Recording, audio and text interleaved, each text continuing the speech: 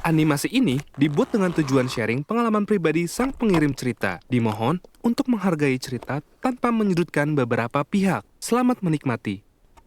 Hai, nama gue Kanaya, biasa dipanggil Nai. FYI, gue lahir dari keluarga yang sederhana, tapi bukan restoran Padang ya. So, ya nggak kurang, nggak lebih juga, hihi. Papa dan Mama adalah tempat gue belajar pertama kali, terutama Mama. Mama itu dibesar di Sumatera Utara. Mama lahir dari keluarga yang pinter dan bernasib baik. Nah, dari kecil, gue sering banget dapet nasihat tentang hidup dan pendidikan, apalagi cerita tentang sekolah kedinasan. PKN Stan, I love you deh. BTW, kalau dari silsilah keluarga Mama, adiknya Mama alias auntie gue itu salah satu panutan gue. Dia pinter, baik, cantik, suaranya bagus banget lagi kalau nyanyi.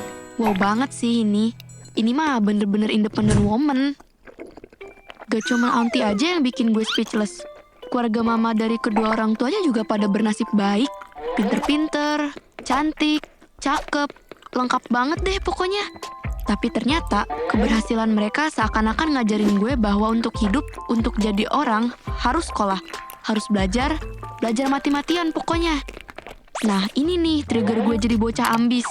Karena ya mereka notabene-nya orang yang sekolah pakai beasiswa, kuliah di universitas negeri. Wah banget deh. Jadi role model gue banget sih orang-orang di dekat gue tuh. Dan alhamdulillahnya, kepintaran-kepintaran mereka nurun sedikit ke gue. Istilahnya ya gue kena percikan sedikit lah.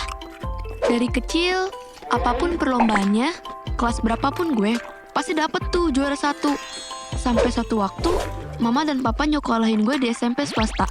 Yang mana itu sekolahnya sekolah terbaik di sini.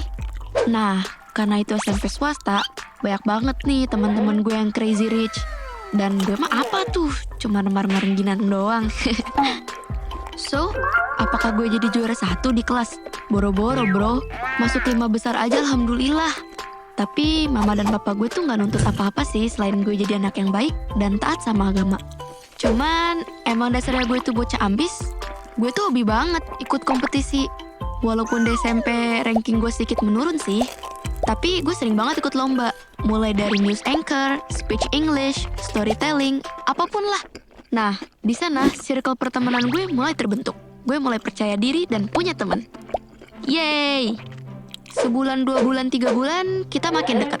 Kadang gue sedikit iri sih sama mereka karena uangnya itu loh, tajir melintir woy.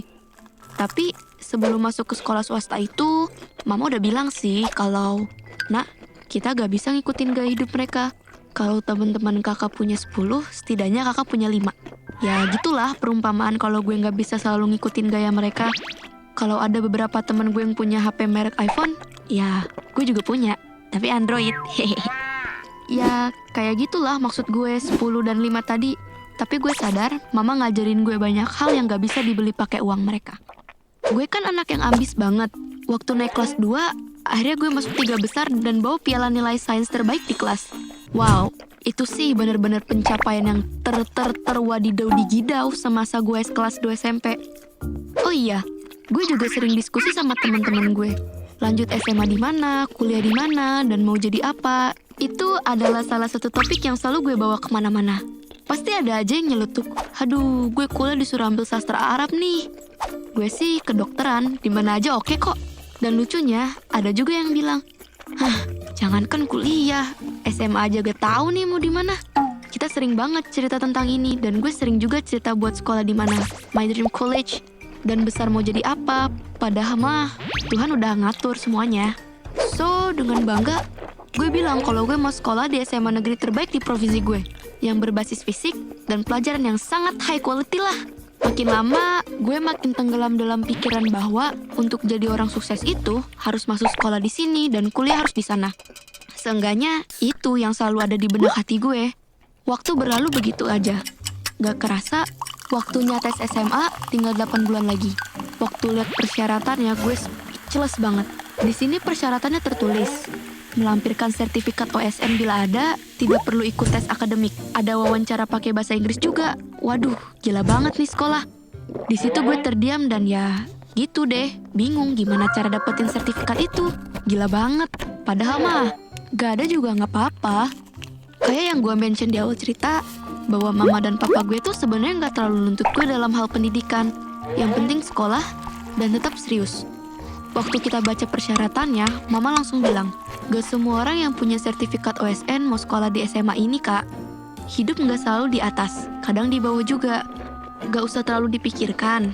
Allah udah ngatur rezeki setiap orang. Gak akan tertukar kok, do your best aja. Tapi emang dasarnya gue kolot. Gue pengen aja gitu bisa bikin bangga keluarga. Beberapa hari kemudian, gue sering banget termenung mikirin OSN itu. Kadang cerita sama teman, tapi jawabannya malah, halah masih lama itu mas, santai aja. Kayak, what? Santai? Santai gimana bro? Bentar lagi tamat SMP. Kalau gak ada persiapan yang mateng, bisa-bisa hidup lu no yang mateng. Malamnya dada gue sesek banget, pengen nangis. Gue anaknya emosional. Hal kayak gini tuh buat gue menyedihkan banget deh.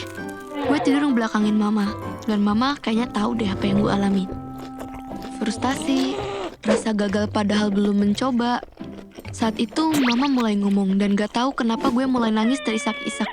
Bilang kalau sekolah ini susah banget. Susah masuk ke sini, susah. Persyaratannya susah. Mama langsung nenangin dan suruh cerita aja. Gak lama papa telepon dan nanya kenapa nangis. Di situ gue ceritain semuanya. Gue tumpahin kekesalan gue, kecewaan gue bahwa ini sekolah susah. Kalau gak masuk sini, gue gak yakin sama masa depan gue sendiri.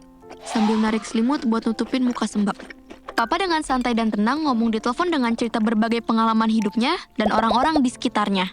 Intinya, Papa ngomong gini, kita nggak usah terlalu berpikir apakah kita bisa masuk ke sini atau enggak, atau masuk sekolah di sana atau enggak. Semua tergantung rezeki masing-masing. Rezeki gajah gak bakalan bisa diambil semut dan juga sebaliknya. Tetapi gue gak bisa nerima itu karena gue pengen sukses. Dan Papa bilang, sukses itu rezeki, yang penting jujur. Dengan kejujuran dan kerja kerasnya, dia bisa jadi orang hebat seperti sekarang. Saat Papa bilang kayak gitu di telepon, gue teringat masa kecil gue. Karena Mama sering banget ngomong kayak gini ke gue. So, gue coba belajar dengan tenang buat prepare masuk SMA yang gue mau. Ya, walaupun sempat sakit-sakitan karena stres, down, dan ngerasa gak layak. Alhamdulillahnya, gue lolos dan bisa masuk SMA yang gue mau. Di sini gue sadar, terlalu ambis itu gak baik. Entah buat kesehatan fisik maupun mental gue. Untungnya, gue dikelilingin orang yang menenangkan dan support gue. Yap, mereka adalah mama dan papa gue. Dari mereka, gue belajar banyak. Jangan terlalu stres sama pendidikan karena semua ada jalannya. So, jangan lupa subscribe channel gue punya cerita ya.